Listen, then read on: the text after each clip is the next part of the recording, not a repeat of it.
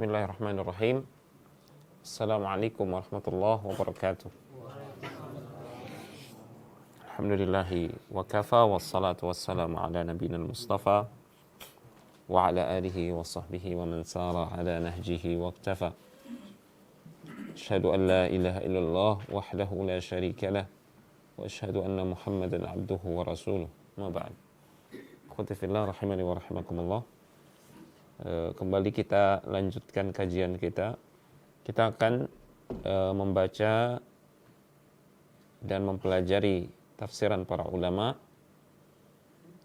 ayat yang ke-87 dan seterusnya masih dari surat Al-Baqarah. وَلَقَدْ آتَيْنَا مُوسَى الْكِتَابَ وَقَفَّيْنَا مِنْ بَعْدِهِ بِالرُّسُلِ وآتينا عيسى ابن مريم البينات وأيدناه بروح القدس أفكلما جاءكم رسول بما لا تهوى أنفسكم استكبرتم ففريقا كذبتم وفريقا تقتلون ولقد آتينا موسى الكتاب وقفينا من بعده بالرسل. Baik, apa tafsirannya? Para ulama mengatakan a'tallahu ta'ala Musa alaihi salam at-Taurah. Sungguh Allah Subhanahu wa taala telah memberikan kepada Musa alaihi salam at-Taurat. Wa min ba'dihi arsala anbiya'a ila bani Israil. Dan Allah Subhanahu wa taala memberikan kepada rasul-rasul setelah beliau, setelah Nabi Musa alaihissalam, Allah berikan Taurat itu, Allah wariskan Taurat itu kepada nabi-nabi yang diutus untuk Bani Israel. Fa'atba'a ba'duhum ba'da ala minhaji Musa wa syari'atihi. Maka mereka menjadikan satu sama lain berjalan di atas manhaj dan syariatnya Nabi Musa alaihissalam. Biiqamati Taurati, dengan menegakkan hukum Taurat di tengah-tengah mereka. Wal amali bima fiha ila zamani Isa alaihissalam, dan mengamalkan apa yang terkandung di dalam Taurat tersebut sampai datangnya zaman Nabi Isa alaihissalam. Jadi Allah sudah berikan Taurat kepada Nabi Musa alaihissalam. Kemudian Taurat ini Allah berikan lagi kepada Nabi setelah Nabi Musa. Nabi-nabi di kalangan Bani Israel. Sebutkan bahwasanya Nabi setelah Nabi Musa dan Harun itu adalah namanya Yusha' bin Nun. Yusha' bin Nun ini Nabi. Nabi yang disebutkan di dalam surat Al-Kahfi itu. Wa idh qala Musa li fatahu. Ingatlah kisah ketika Musa berkata kepada muridnya, ketika Musa dalam perjalanannya mencari Nabi Khadir alaihi salam. Dia kan Nabi Musa disebutkan ditemani oleh gulam, seorang anak yang itu adalah muridnya. Nah, anak itu kata Al-Hafidz Ibnu Katsir, dan disebutkan oleh Rasulullah juga dalam sebuah riwayat dari Ubay bin Ka'ab, anak itu adalah namanya Yusha' bin Nun. Yusha' bin Nun. Ya. Ada yang mengatakan Yusha' bin Nun ini adalah keponakannya Nabi Musa alaihissalam. Wallahu a'lam. Yang jelas Yusha' bin Nun ini adalah nabi setelah Nabi Bani Israel, setelah Nabi Musa dan Nabi Harun. Nabi Yusha' bin Nun ini kalau dalam kitab Perjanjian Lama Yosua.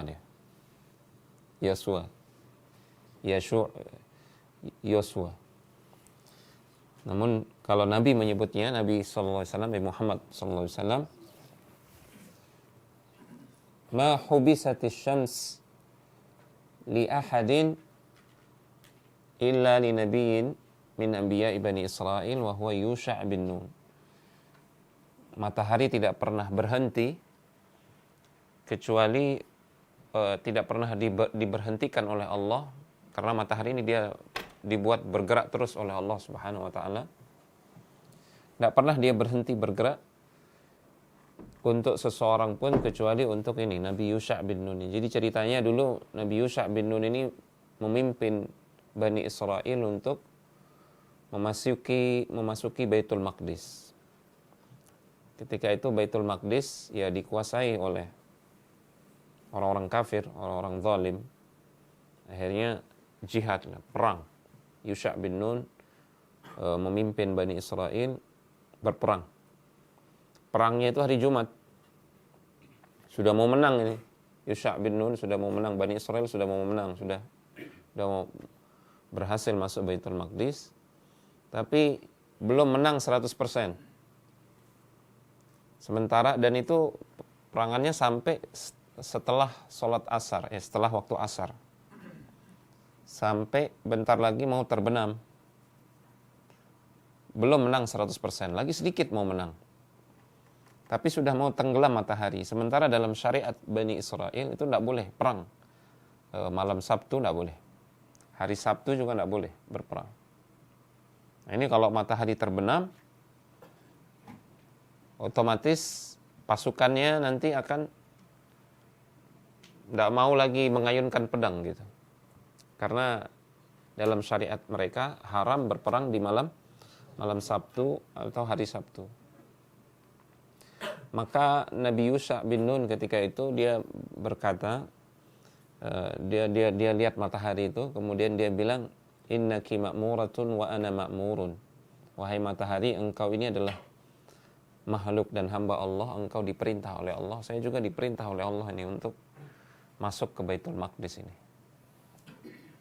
Maka dia berdoa,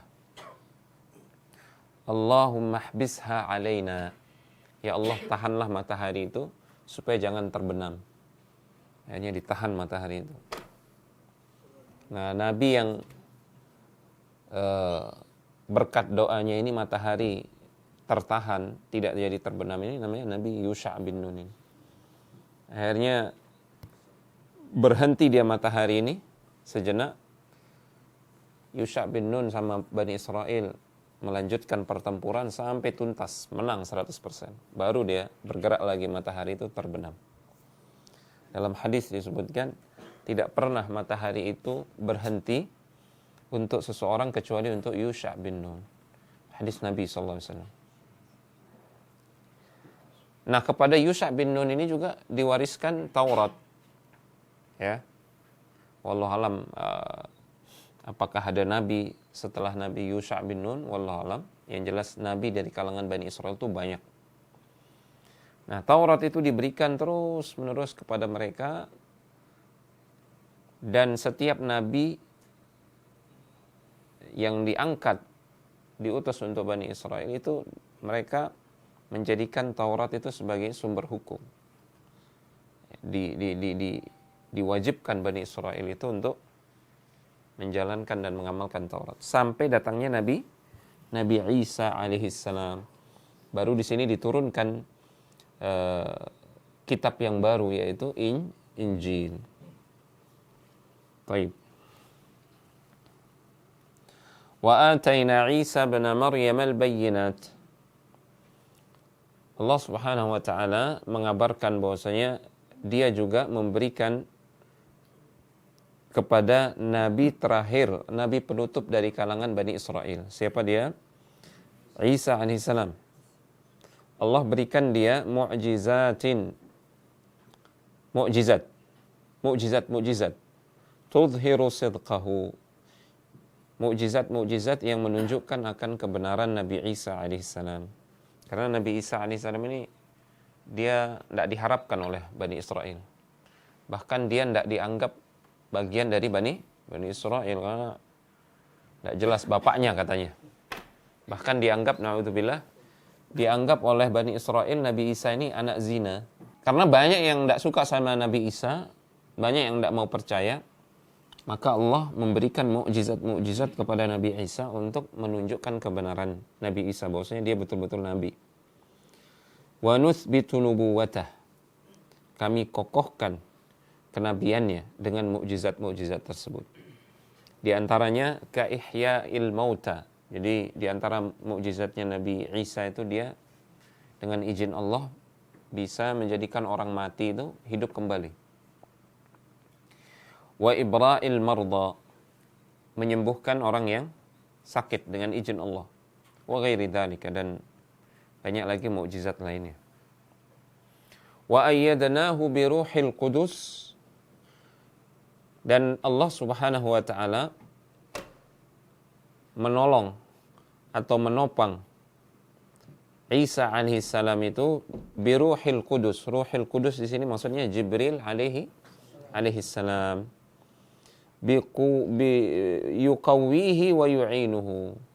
Nabi Jibril ini ditugaskan oleh Allah untuk menguatkan Nabi Isa dan menolong Nabi Isa. Afa kullama ja'akum rasulun bima la tahwa anfusukum istakbartum fa fariqan kadzdzabtum wa fariqan taqtulun. Di ayat ini Allah Subhanahu wa taala mengingkari Bani Israel karena perbuatan buruk mereka terhadap rasul-rasul dan para nabi mereka. Termasuk Nabi Isa ini. Sudah dituduh anak zina, tidak dipercaya. Bahkan mereka berupaya membunuh Nabi Isa alaihissalam. Itu asal-usul kenapa muncul cerita Nabi Isa disalib. Jadi difitnah Nabi Isa itu, difitnah oleh Bani Israel, dilaporkan kepada Raja Romawi. Akhirnya Raja Romawi ini memerintahkan untuk menangkap Nabi Isa dan menyalibnya. Tapi yang disalib bukan Nabi Isa, justru seseorang yang munafik. Jadi orang Nasrani yang munafik, yang pura-pura jadi pengikutnya Nabi Isa. Itulah yang diserupakan wajahnya seperti Nabi Isa, dia yang disalib. Adapun Nabi Isa dia diangkat ke langit oleh Allah. Bar rafa'ahu Allahu ilaih.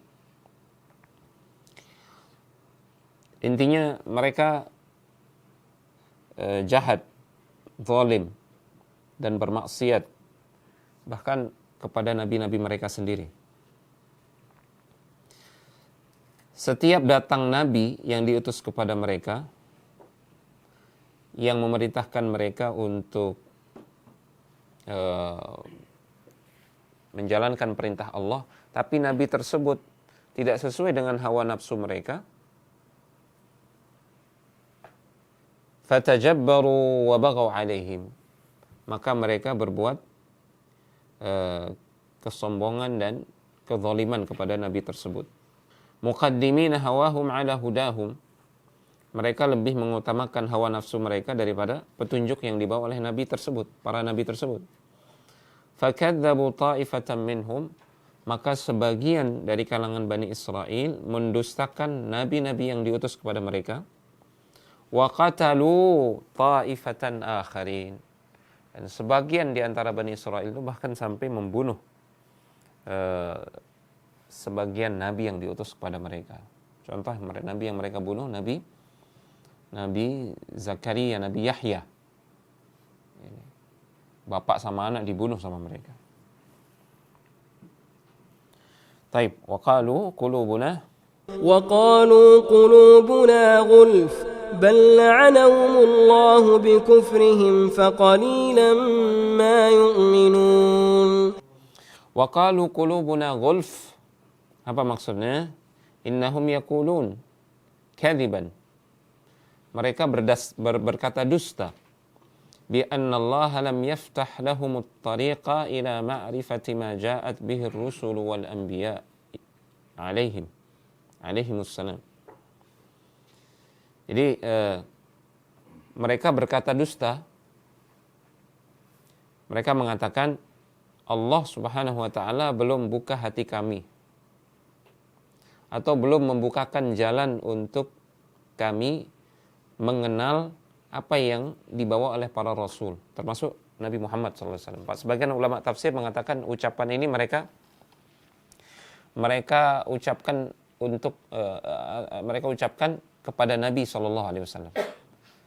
Wa qalu, mereka mengatakan, mereka di sini adalah Bani Israel di zamannya Nabi Muhammad SAW. Qulubuna ghulf, hati kami tidak bisa menerima atau tidak bisa memahami apa yang engkau ucapkan, wahai Muhammad, itu kata mereka. Nah, ini ucapan dusta. Mereka sebenarnya faham. Bija'li qulubihim dakhilatan fi ghilaf wa awtiyatin fala tafham. Fa kaifa taqumu 'alaihimul hujjah. Jadi mereka mengaku tidak faham dengan apa yang dibawa oleh Nabi Muhammad SAW. Tidak faham kami ini. Padahal ini bohong. Mereka sebenarnya tahu. Ya. Kemudian dibantah oleh Allah, bal la'anahumullahu bikufrihim. Sebenarnya bukan mereka tidak faham, namun sebenarnya Allah sudah melaknat mereka. Allah sudah mengunci mati hati mereka. Mereka faham tapi tidak mau menerima. Ini hati yang sudah dikunci oleh Allah Subhanahu wa taala, sudah dilaknat. Waliya'udzubillah. Bal haqiqatul amri anna Allah Ta'ala qad taradahum min rahmatihi. Ini makna laknat. Jadi kata-kata laknat itu maknanya apa? Anna Allah taradahum min rahmatihi. Allah sudah buang mereka jauh-jauh sehingga mereka tidak dapat rahmat Allah sedikit pun. Orang yang jauh dibuang dari rahmat Allah itu namanya orang yang dilaknat. Jazaa'a makhtaru li anfusihim minal juhud. Sebagai balasan atas pilihan mereka, mereka memilih untuk menentang, melawan Allah dan Rasulnya. Minal juhudi bi ayatillahi ta'ala wa ma ja'at bihi rusuluhu wa anbiya'uhu. Mereka memilih untuk melawan, menentang ayat-ayat Allah dan apa yang datang, apa yang dibawa oleh para rasul dan para nabinya. Jadi mereka mengaku tidak faham, bohong. Allah bantah. Mereka faham, tapi mereka tidak mau menerima karena Allah sudah kunci mati hatinya. Ini mereka sudah dilaknat, sudah dijauhkan dari rahmat Allah Subhanahu wa taala. Kenapa mereka sampai dilaknat dan dikunci mati hati mereka? Ya. Karena tadi nanti disebutkan ya, karena banyak mereka itu menyelisihi apa yang datang dari Allah dan memusuhi para nabi. Ini kalau orang menolak dalil kemudian tidak mau menerima apa kata nabi, maka ancamannya dikunci mati hatinya. Na'udzubillah. Kalau sudah dikunci mati, orang bisa melihat kebenaran tapi tidak mau menerima. Ini mengerikan sekali. Ibarat orang yang sudah tahu, contoh sederhana kan ya, rokok, dibungkus rokok itu gambarnya mengerikan kan, bisa menyebabkan kanker, kematian. Dia tahu itu, tapi tidak bisa dia lepas gitu. Padahal dia tahu. Seperti itu. Ibarat orang yang dia sudah tahu kebenaran Islam, tapi dia tidak mau menerima. Itu kan sudah dikunci mati hatinya. Waliyahudzubillah. Sudah tahu barang berbahaya, tapi tetap dikonsumsi, tetap dipakai. Seperti itulah gambarannya. Jadi kalau ditanya, masa ada orang yang sudah tahu itu berbahaya, tapi tetap dikerjakan? Banyak buktinya. Buktinya para ahli hisab itu kan? Ya kan? Ya. Sudah jelas dia lihat gambarnya itu sampai bolong-bolong kan lehernya. Woi, mengerikan sekali. Menyebabkan kanker, kematian dan tapi tetap saja dia. Seperti itulah gambarannya. Jadi nyata itu. Orang yang melihat neraka tapi tetap jalan ke neraka itu nyata. Dia tahu neraka itu panas. Tetap itu nyata orang yang seperti itu. Itulah kalau hati itu sudah dikunci. Makanya mengerikan ini kalau hati sudah dikunci. Makanya kita diajarkan oleh Nabi sering-sering berdoa apa? Ya muqallibal qulub, tsabbit qalbi ala dinik. Baik. Afa kullama ja'akum. Sudah ya? Oh. Faqalilan ma yu'minun. Sedikit sekali apa yang mereka imani itu. Mereka hanya beriman pada apa yang turun kepada Nabi mereka. Kalau yang turun kepada Nabi Isa, tidak mau mereka imani. Ya. Dulu nenek moyang mereka, sebagian yang diimani, yang dibawa oleh Nabi Musa. Sebagian yang lain tidak mau diimani. Pas datang Nabi Isa, tidak mau juga. Apalagi pas datang Nabi Muhammad, yang jelas-jelas bukan dari keturunan Ishak. Keturunannya Yakub, bukan keturunannya Yakub. Ya, jelas-jelas mereka tidak mau menerima, kecuali hanya sedikit saja yang mereka imani. Tapi percuma. Katakanlah kita beriman, misalkan 99% kita beriman, tapi ada satu hal yang harus kita imani tapi tidak kita imani, ya sama saja. Sama. Ibarat orang yang dia beriman dengan 5 rukun iman, tapi 1 rukun iman dia tidak imani. Percuma, iman yang 5 itu percuma. Ya. Dia beriman kepada Allah, pada malaikat, pada kitab-kitab, kemudian Rasul, kemudian hari akhir. Tapi dia tidak beriman kepada takdir. Batal ini, imannya yang 5 itu batal, percuma. Taib, walamma ja'ahum كتاب من عند الله مصدق لما معهم وكانوا من قبل يستفتحون على الذين كفروا فلما جاءهم ما عرفوا كفروا به فلعنة الله على الكافرين. Ini ayat ini ada sababun nuzulnya. Diriwayatkan dari Asim bin Umar bin Qatadah an asyakhin minhum qalu, ya, mereka meriwayatkan dari syekh-syekh mereka. Syekh-syekhnya ini mengatakan, maksudnya ini syekh-syekh di sini adalah para sahabat atau orang-orang yang hidup di zaman Rasulullah SAW. Fina wallahi wa fihim ay al-ansar wal yahud nazalat hadhil qissah. Ayat ini turun pada kami, yaitu orang-orang Ansar dan orang-orang Yahudi. Berarti untuk orang-orang yang ada di Madinah ini. Qalu kunna alawnahum dahran fil jahiliyah wa nahnu ahlu syirkin wa hum ahlu kitabin. Dulu kami itu, dulu nih sebelum diutusnya Nabi, orang-orang Ansar, mereka dulu orang-orang musyrik.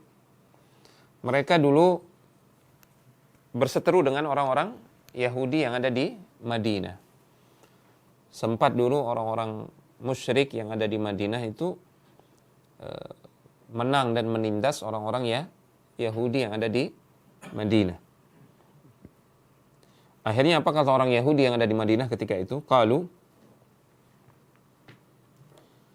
fakanu yaqulun inna nabiyyan yub'atsul an natba'uhu qad adalla zamanuhu naqtulukum ma'ahu qatla 'adin wa iram. Nah, ini persaksiannya orang Yahudi. Awas kalian wahai orang musyrik. Maksudnya orang musyrik di sini orang-orang yang ada di Madinah, orang-orang musyrik yang ada di Madinah, orang-orang Ansar sebelum diutusnya Nabi SAW. Awas. Dia bilang apa orang Yahudi ini? Sesungguhnya seorang nabi akan diutus, ya, saat ini atau di zaman ini akan diutus. Kami akan mengikuti dia. Sudah datang zaman dia diutus ini, sudah tiba. Kalau dia diutus, naqtulukum ma'ahu qatla 'adin wa iram.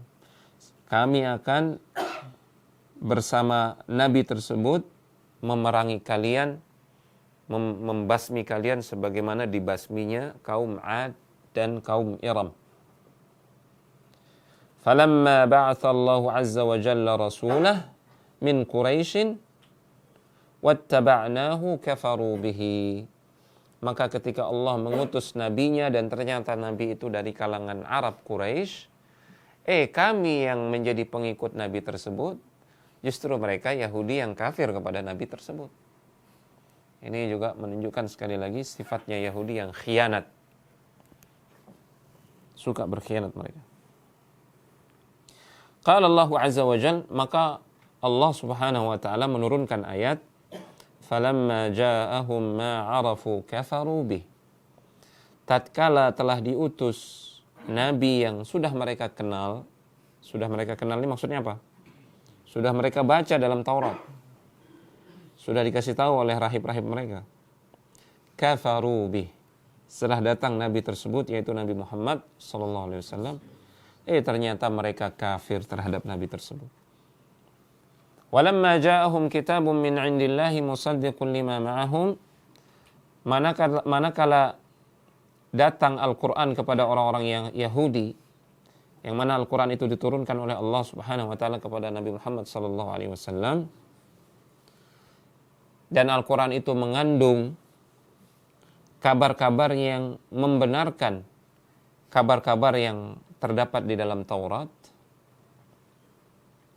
Wa kanu min qablu yastaftihuna 'ala alladhina kafaru.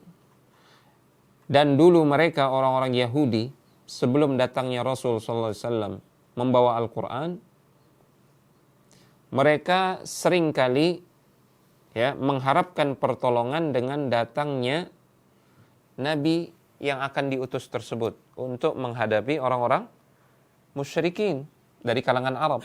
Bahkan mereka mengancam orang-orang musyrikin itu, nanti awas kalau datang nabi yang diutus itu, kami akan memerangi kalian bersama nabi tersebut.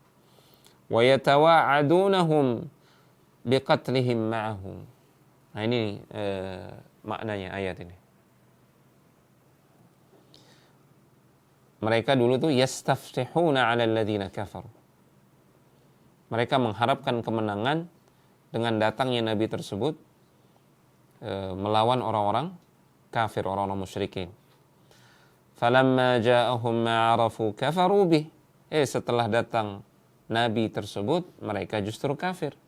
Fala'natullahi 'alal kafirin. Maka laknat Allah atas orang-orang kafir. Apa tadi maknanya laknat? Aywa. Taradahumullahu ta'ala wa ab'adahum min rahmatihi. Mereka dilempar atau dijadikan jauh oleh Allah dari rahmatnya. Wa hadzal hukmu ya'ummu kulla kafirin. Hukum yang demikian ini, yakni hukum laknat, ini berlaku untuk semua orang yang kafir kepada Allah dan Rasulnya. Dijauhkan dia dari rahmat Allah Subhanahu wa ta'ala. Lanjut, bi'sa mashtarau bihi.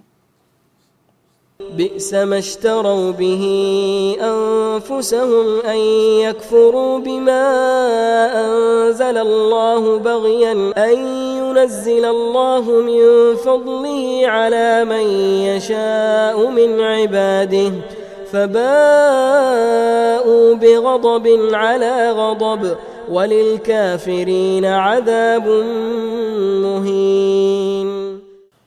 Bi'sa mashtarau bihi anfusahum. Betapa buruknya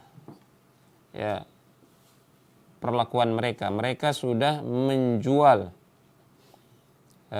diri mereka dengan kekufuran. Mereka kufur atas apa yang Allah turunkan, yaitu Al-Quran. Kenapa mereka kufur? Baghyan an yunazzilallahu min fadlih ala man yasha'u min ibadihi.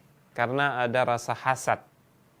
Dia hasad Al-Quran yang kitab yang disempurnakan itu, kitab yang sempurna itu turun bukan kepada Bani Israel, tapi turun kepada siapa yang Allah kehendaki dari hamba-hambanya. Faba'u bi ghadabin ala ghadab, maka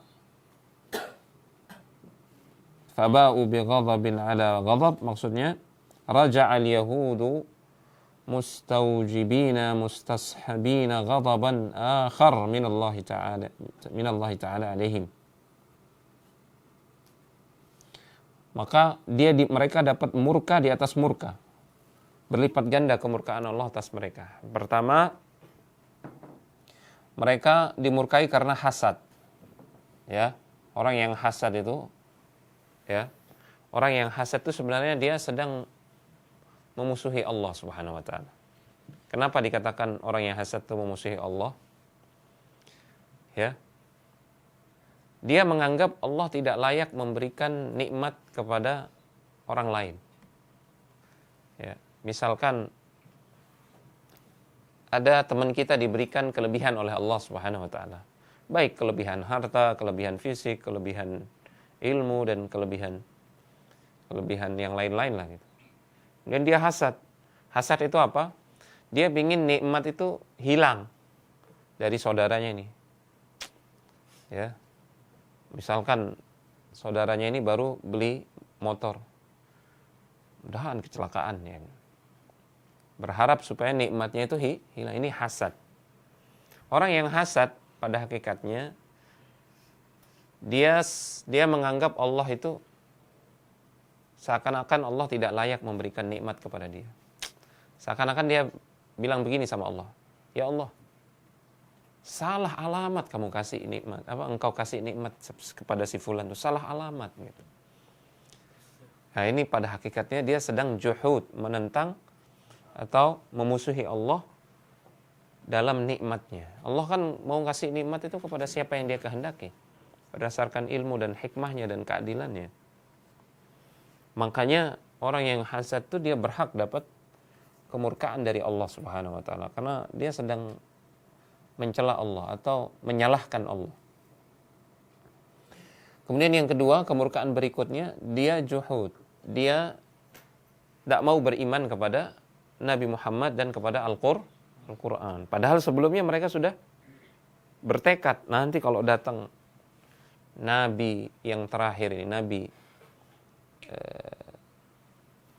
Nabi yang kepadanya diturunkan syariat yang sempurna ini, kami akan mengikuti dia dan kami akan berjuang bersama dia. Nah, ini dia. Faba'u bi ghadabin ala ghadab. Mereka kembali mendapatkan kemurkaan di atas kemurkaan. Walil kafirina adzabun muhin. Dan bagi orang-orang kafir, mereka akan mendapatkan azab yang menghinakan. Azab yang menghinakan. Taib, di sini ada beberapa fawaid. Yang pertama, annal mustakbir yu'aqabu binaqidhi halihi. Orang-orang yang sombong, dia akan diazab dengan sesuatu yang sebaliknya, yang bertolak belakang dengan kondisi mereka. Orang-orang yang sombong kan biasanya berada di atas, ya kan? Paling kaya, paling berkuasa. Nah, orang-orang yang sombong nanti diazab dia dengan kondisi sebaliknya. Dia akan dijadikan hina, di bawah, dijadikan paling rendah oleh Allah Subhanahu wa taala. Makanya disebutkan di akhir ayat tadi yang kita baca, walil kafirina adzabun muhin. Mereka akan mendapatkan azab yang menghinakan, menjadikan mereka rendah. Tadinya tinggi, jadi rendah. Tadinya sombong, ya, merasa besar, jadi kerdil, kecil, paling rendah. Baik. Bal la'anahumullah, bahkan mereka dilaknat oleh Allah Subhanahu wa taala. Faedah berikutnya, annal quluba bi fitratiha laysat ghulafa. Liqaulihi ta'ala bal la'anahumullah. Secara fitrah hati manusia itu, ya, sebenarnya hati mereka itu tidak tertutup, terbuka, bisa menerima hidayah, bisa menerima ilmu. Hatta orang kafir, ya, Umar bin Khattab aja bisa dapat hidayah, Khalid bin Walid aja bisa dapat hidayah, padahal sebelumnya memerangi Nabi SAW. Jadi fitrah hati manusia itu sebenarnya terbuka, bisa menerima ilmu dan hidayah. Namun bisa dia ditutup oleh Allah dan dikunci mati. Tapi hukum asalnya dia terbuka. Nah ini, maka jangan putus asa kita mendakwahi keluarga kita yang belum dapat hidayah. Terus Karena hatinya sebenarnya hukum asalnya dia terbuka. Yang ketiga, annal ilma min a'zami ni'amillahi azza wa jalla. Ilmu itu adalah nikmat yang paling besar, paling agung, yang bersumber dari Allah Subhanahu wa taala. Jadi kalau dikumpulkan semua nikmat yang ada di muka bumi ini, tidak ada yang melebihi nikmat ilmu. Kenapa? Karena Allah berfirman di ayat yang tadi yang kita baca, ayyunazzilallahu min fadlihi ala man yasha. Orang-orang Yahudi itu dia hasad gara-gara Allah menurunkan nikmatnya kepada siapa yang dia kehendaki. Nikmat di sini apa maksudnya? Kata para ulama, nikmat ilmu, nikmat nubuwah. Allah turunkan ilmu nubuwah syariat Islam yang sempurna ini kepada Nabi Muhammad, Nabi dari kalangan Arab. Itu yang mereka hasad. Yang menjadi syahid di sini adalah Allah menyebutkan nikmat ilmu itu sebagai fadl, anugerah nikmat dari Allah Subhanahu wa taala. Maka itu nikmat yang paling besar. Dan kita tahu Nabi Muhammad SAW, beliau bukan orang kaya. Ya. Beliau bukan orang kaya. Tapi disebutkan di sini beliau mendapatkan fadl dari Allah Subhanahu wa taala. Dari sini kita mengetahui bahwasanya fadl atau nikmat yang dimaksud adalah nikmat ilmu. Baik, yang terakhir, annal 'uqubati tatarakamu bihasabi dzunubi jazaan wa wifaqa. Jazaan wifaqa. Liqaulihi ta'ala faba'u bighadabin 'ala ghadab. Ketahuilah bahwasanya hukuman Allah Subhanahu wa taala dia itu bisa berlipat ganda. Ya, bisa bertumpuk-tumpuk sesuai dengan besarnya dosa. Kalau dosa itu berlipat ganda, maka hukumannya berlipat ganda. Dosa bertumpuk-tumpuk, hukumannya juga bertumpuk-tumpuk. Karena Allah berfirman, faba'u bighadabin 'ala ghadab. Mereka Yahudi Bani Israel, mereka mendapatkan kemurkaan di atas kemurkaan. Karena dosa mereka yang bertumpuk-tumpuk. Waliya'udzubillah. Tapi mungkin hanya ini. Akhwati fillah, rahimani wa rahimakumullah. Semoga Allah Subhanahu wa taala memberikan tambahan ilmu yang bermanfaat untuk kita semua. Hadza wa sallallahu ala nabiyyina Muhammad wa ala alihi wa sahbihi wasallam. Wa akhiru da'wana alhamdulillahi rabbil alamin. Assalamualaikum warahmatullahi wabarakatuh.